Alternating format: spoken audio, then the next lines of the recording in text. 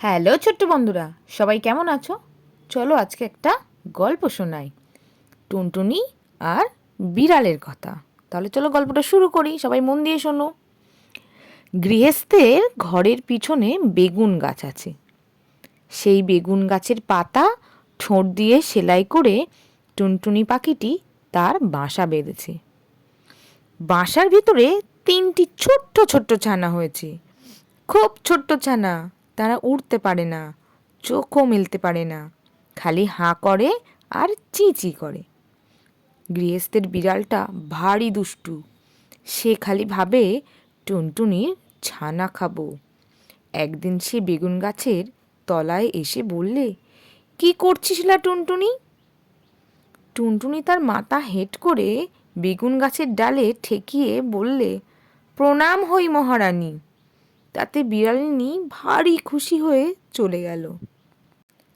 এমনি সে রোজ আসে, রোজ টুনটুনি তাকে প্রণাম করে আর মহারানী বলে, আর সে খুশি হয়ে চলে যায়।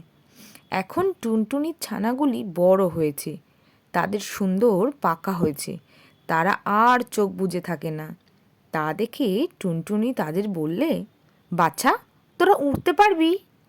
ছানারা বললে, হ্যাঁ মা, পারবো। টুনটুনি বললে, তবে দেখ তো দেখি ওই তাল গাছটার ডালে গিয়ে বসতে পারিস কি না। ছানারা তখনই উড়ে গিয়ে তাল গাছের ডালে বসলো।